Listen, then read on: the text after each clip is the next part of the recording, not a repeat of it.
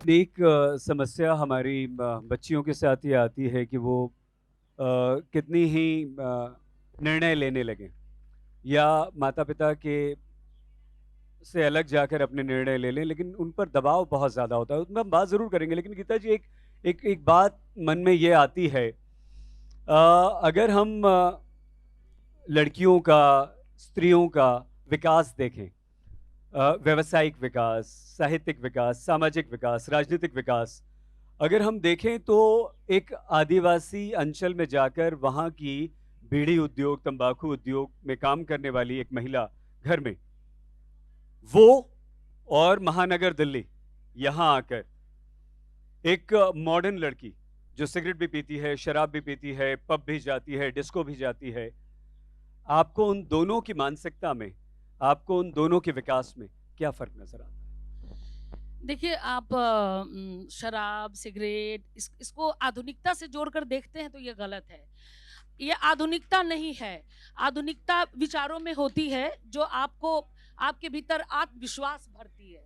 और हम जिस दौर में जी रहे हैं वो आधुनिकता तो कब की मर चुकी। 20वीं शताब्दी के आखिर में आधुनिकता मर चुकी। हम जो जिस दौर में जी रहे हैं वो पोस्ट मॉडर्निज्म का जमाना है, क्योंकि 21वीं शताब्दी का ये 23वां साल शुरू होने जा रहा है। जवान हो चुकी है ये शताब्दी।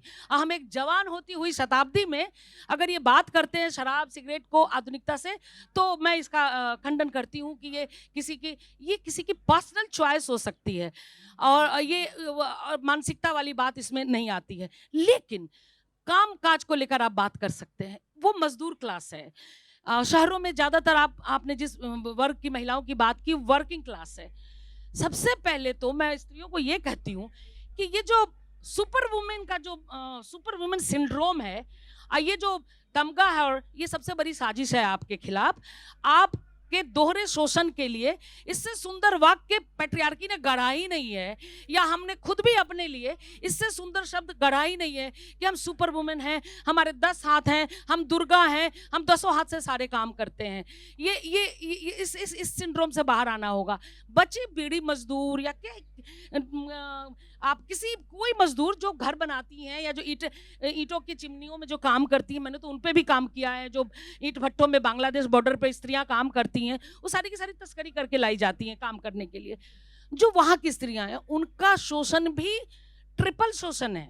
यहाँ डबल शोषण है, वहां ट्रिपल शोषण है। ट्रिपल शोषण ये है कि यहाँ स्वास्थ्य संबंधी समस्याएं नहीं है।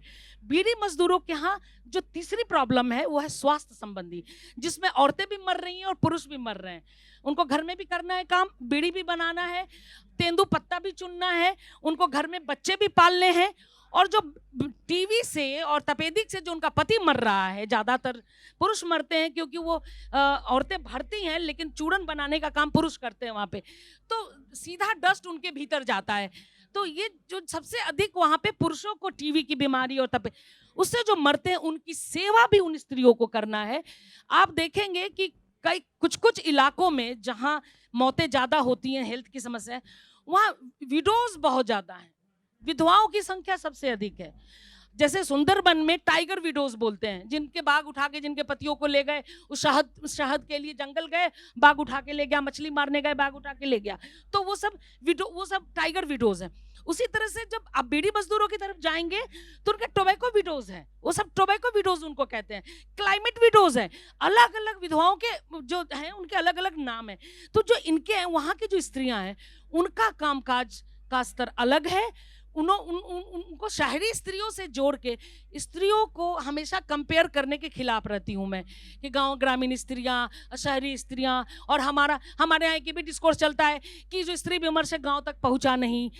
भाई, जब तक आप स्त्री विमर्श पर बातें वातानुकूलित कमरे में करेंगे, इस रमणीक वातावरण में करेंगे, तो कैसे उन स्त्रियों तक आपकी बातें पहुंचेगी। इसलिए हम लोग क्या करते हैं, हम लोग का ज्यादातर जो लेखिकाएं हैं इस समय जो लेखन कम एक्टिविज्म ज्यादा कर रही हैं। हमारी जो पहले की लेखिकाएं थी वो लिखती थी सिर्फ, आज की लेखिकाएं एक्टिविज्म भी कर रही हैं अपने लेखन के जरिए और जमीन पर उतर के भी। मैं मैक्सिमम लोगों के नाम गिना सकती हूँ जो एक्टिविज्म करती हैं, और आप मोर्चों पे दिखेंगी, चाहे शाहीन बाग में हो, चाहे मेरी रात मेरी सड़क कैंपेन हो, हर जगह दिखेंगी। वो लिख कर भी आंदोलन कर रही हैं और आंदोलन जमीन पर उतर कर भी कर रही हैं। तो ये जो दौर है एक्टिविज्म का, वो शहरी औरतों की मुश्किलें अलग हैं, गांव ग्रामीण की अलग है, लेकिन जो स्त्री विमर्श है वो गांव तक पहुंचाने का काम किसका है? आयोजकों का है।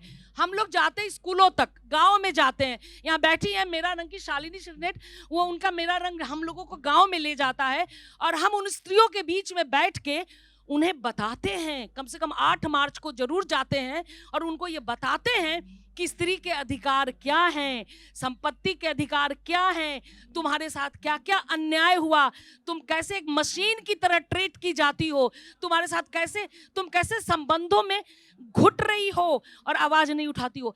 ऐसी स्त्रियों के बीच में जाने की जिम्मेदारी हमारी पीढ़ी की लेखिकाओं की है। और मैं ये कहना चाहती हूँ कि इसके अलावा भी हमारी महफिलें, हमारी बैठकें उन औरतों के बीच में होती है जहां हम उनसे मिलते हैं और उनकी बातें करते हैं उनके साथ बैठ के, तभी कोई फायदा है। अगर उन तक बात नहीं पहुंची तो इस तरह की विमर्श का इसको यही रह जाना है। मुझे नहीं लगता कि 4 का दिल भी बदलेगा यहाँ से, क्योंकि अगर इंसान सुधरने वाला होता तो श्रद्धा के साथ जो हुआ वो कभी नहीं होता।